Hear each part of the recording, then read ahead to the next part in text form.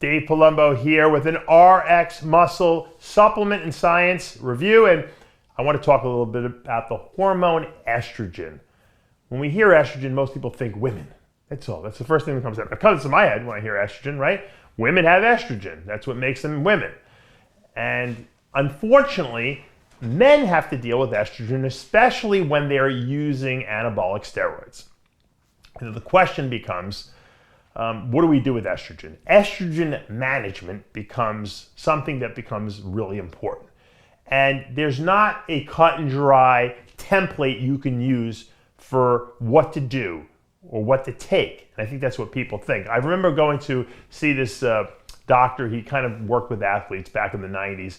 And I was asking him all these questions about, they didn't really have aromatase inhibitors then. We were talking, it was all about Nolvadex. And I kept saying, Nolvadex, which was an estrogen receptor blocker, I kept saying, don't I need a prescription for this? Shouldn't I be on this? He's like, well, do you have any estrogenic side effects? I'm like, well, I don't know. He's like, did you have your blood work tested yet for what your estrogen levels are? I'm like, no. He's like, well, why would you take something that, blocks estrogen if you don't even know if you have an estrogen problem? Now, at the time, I had my gyno taken out, so I knew I was prone to having higher estrogen than maybe I wanted, but he's right. I didn't know anything about it. He did some blood work on me, and my estrogen actually wasn't that high. So what I learned from that was that blood work and, I guess you could say, empirical evidence, in other words, observing how your body's responding when you're taking anabolic steroids, is it two important pieces of data that you have to put together to determine what you should do, okay, or not do in that sense, about estrogen in your body.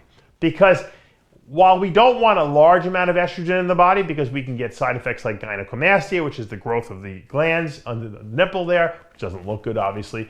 We can get excessive fluid retention. Super high estrogen can cause estrogen-dependent fat to deposit in the lower body or in the lower back of men.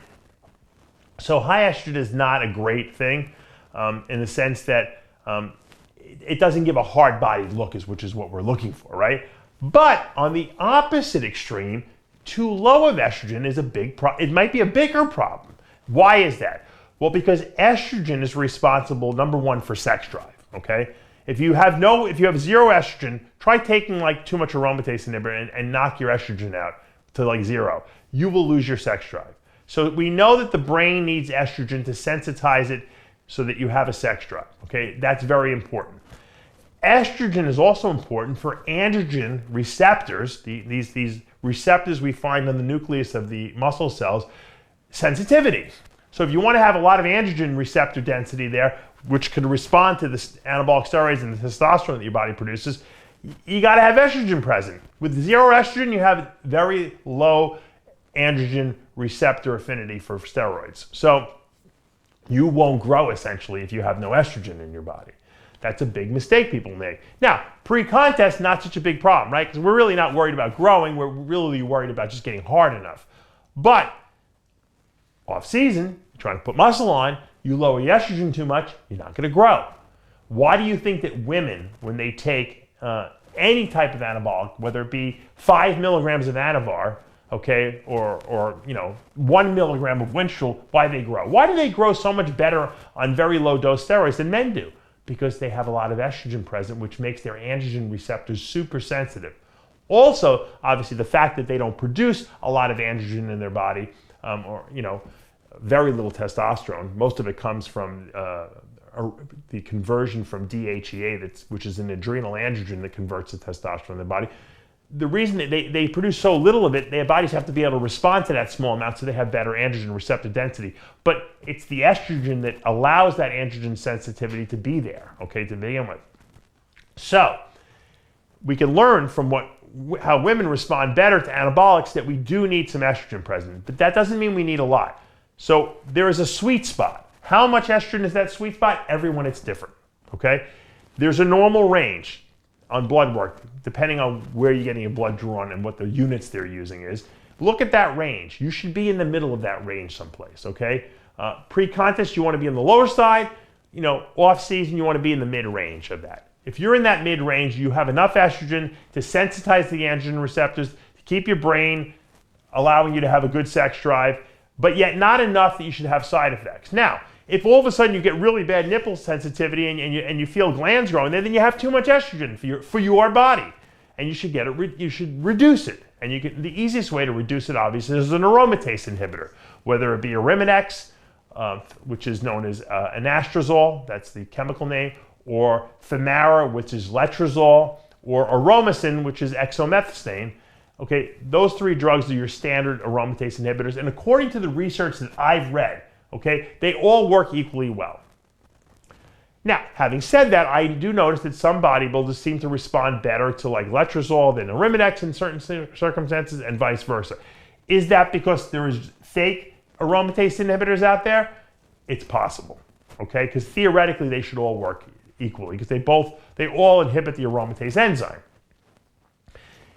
Nolvadex, okay, which is an estrogen receptor blocker, is not going to lower the estrogen levels in your body, but it will block the receptor so that the estrogen you have can't get to the receptor. So it effectively neutralizes it as well. The problem is that it doesn't prevent you from converting testosterone into estrogen and lowering your testosterone levels. So I like to put men on an aromatase inhibitor, and then if they have like really bad nipple sensitivity or something like that, closer to a show or swelling here, you can use a little Nolvadex as well. But most pro and top level amateur bodybuilders have had their glands removed. And once you get the glands permanently removed, you don't have to worry about the nipple issues anymore and the bloating there or the sensitivity there. It's not really a concern anymore. But we're still interested in knowing what the estrogen levels are so that we don't get excessive fluid retention from it, or we don't lower it too low and then not respond properly to the drugs that we're taking. Or even if in a case of a natural bodybuilder, the natural levels. I have a product from Species Nutrition called Testolize, which balances the estrogen, DHT, and testosterone. Because remember, testosterone can convert to DHT, dihydrotestosterone, or it can convert to estrogen. You want a balance. You want it to be higher testosterone, lower DHT, lower estrogen, but you never want to bottom out those DHT and estrogens. The Testolize perfectly kind of balances them in a natural state. Even when people are on drugs, it balances it pretty well. So that's something you may consider adding as a first line of defense. If that doesn't work, you can stay on that and then also add in a little bit of an aromatase inhibitor. Remember, less is better. Add a little bits at a time till you find the sweet spot where you feel good. And that's the best way to handle it. Just understand that estrogen is not the enemy. You do not want to annihilate it at any cost. I see people using 4 milligrams of Arimidex. That's insane. Okay, that's insane. That's nuts. And Arimidex, we've talked about in other podcasts that it does have other side effects too. On the brain, it can cause depression.